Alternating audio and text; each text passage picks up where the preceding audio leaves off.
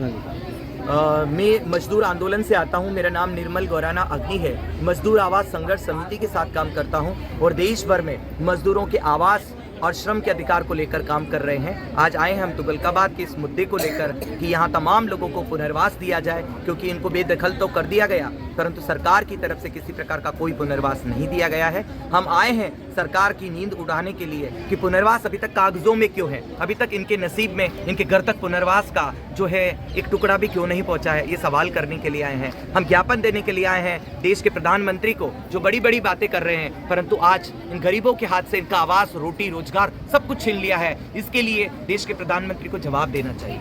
अपना phone number बोल दें, संपर्क 9899823256।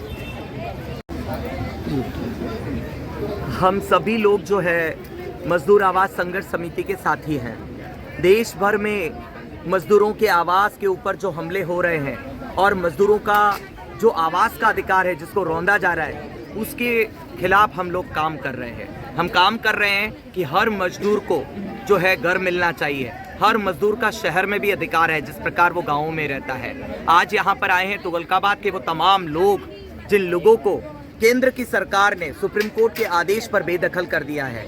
आज वो तमाम लोग यहाँ पर पहुँचे हैं पुनर्वास की मांग को लेकर कि हम तमाम लोगों को पुनर्वासित किया जाए। आज बिना पुनर्वास के अगर किसी को बेदखल किया जाता है, कि अजय माकन और सुदामा सिंह के फैसले के खिलाफ है।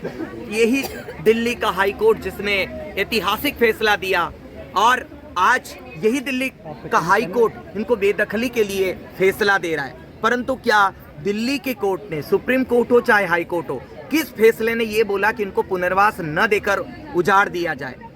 सरकार ने और कोर्ट ने जो काम किया है उस काम की जांच होनी चाहिए कि किस प्रकार से, अगर कोर्ट इस प्रकार के फैसले दे रही है तो कोर्ट को भी संवेदनशीलता रखने की जरूरत है। कभी जस्टिस खानविलकर जैसे जज इस प्रकार के फैसले दे देते हैं जहां खोरी गांव में हजारों लोगों के घर तबाह हो गए।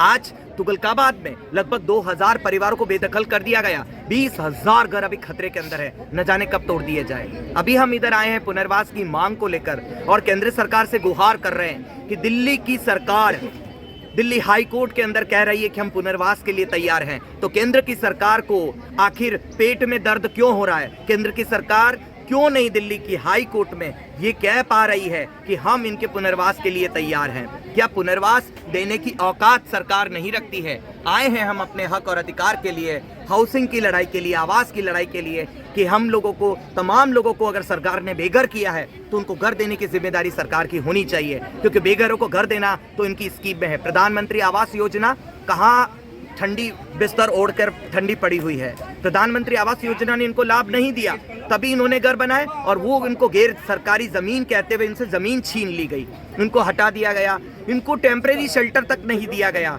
तो रोजी रोटी सब छीन गया, इनके बच्चे सड़क पर आ गए, शिक्षा छीन गई है, राइट्स ऑफ बंडल जिसको कहा जाता है वो तमाम इनको छीन लिया गया है। हम ये गुहार करते हैं केंद्र की सरकार से कि तमाम लोगों को न्याय दिया जाए और तत्काल ये संज्ञान लेते हुए केंद्र की सरकार इनको राहत देने के लिए कम से कम एक घर, एक आशियाना तो इनको अलॉट करे।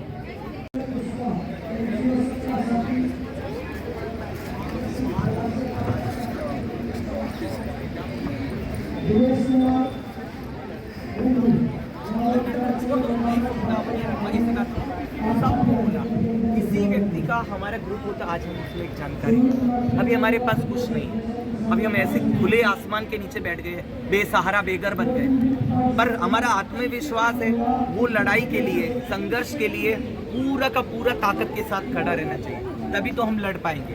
अगर हमने यहाँ पर भी सोच लिया कि अब तो क्या ही होगा, हार मान ली, तो फिर ये लड़ाई आगे नहीं चल पाएगी। ये लड़ाई हमारे अधिकार की लड़ाई है, हमारे सम्मान की लड़ाई, हमारे घर की लड़ाई है। ये हम 10 साल बाद भी लड़ेंगे, पीछे नहीं हटेंगे। पर अगर आपने सोच लिया कि समय नहीं है, अब हम नहीं कर पाएंगे, तो फिर नहीं होगा। ये हमको समझना पड़ेगा। कितने सारे किसान लोग सिंधु बॉर्डर पर कितने साल तक बैठे रहे, बताओ कितने साल बैठे रहे? 1-1.5 साल तक कितने किसान शहीद हुए। उस आंदोलन ने इतनी ताकत पैदा की, सरकार को घुटने टेकना पड़ा। तो आज हम लोग अपनी लड़ाई को मजबूती से क्यों नहीं लड़ सकते? लड़ेंगे, पूरी ताकत से लड़ेंगे, पूरी हिम्मत से लड़ेंगे और इसमें जीतेंगे। लड़ेंगे, लड़ेंगे। टूटा नहीं करना है। बिल्कुल सही बात है, घर टूटा है वो तो अब देखो वो तो दुख है, तो 3 दिन 4 दिन 12 दिन 15 दिन हम लड़ेंगे करेंगे, फिर हम अपने को काम पे भी लगना पड़ेगा। पर इस दुख को हम भूल जाएं ऐसा नहीं हो सकता। या वोट देने में दुख भूल जाओगी, बटन दबाई आओगी वापस वहीं पे। राजनीतिक रूप से हम प्रचार करेंगे, राजनीतिक रूप से हम इस सरकार के खिलाफ लड़ेंगे। समझ रहे हैं? जिस सरकार ने हमारे घर तोड़े हैं उसको सत्ता से नीचे उतारने के लिए हम समय लगाएंगे। लगाएंगे कि नहीं लगाएंगे? हाँ। जिस सत्ता ने हमको बेघर कर दिया उस सत्ता को हम सत्ता विहीन करेंगे और हमारे मजदूरों के नेताओं को ऊपर लेके चल बैठाएंगे। बैठाएंगे कि नहीं बैठाएंगे? हमारी लड़ाई जिंदाबाद, मजदूर आवाज संघर्ष समिति जिंदाबाद। इसलिए रोने की बजाय हमको प्लानिंग करना है, योजनाएं बनानी है और निकल के आना है और काम करना है। ये नहीं सोचना है कि अभी कुछ नहीं हुआ है। अभी भी हमको संघर्ष लंबा करना पड़ेगा, तब हम अपनी लड़ाई में कहीं आगे बढ़ पाए। एक दिन की लड़ाई नहीं है ये, तो सिर्फ अंगड़ाई है, आगे और लड़ाई है। ये तो सिर्फ अंगड़ाई है,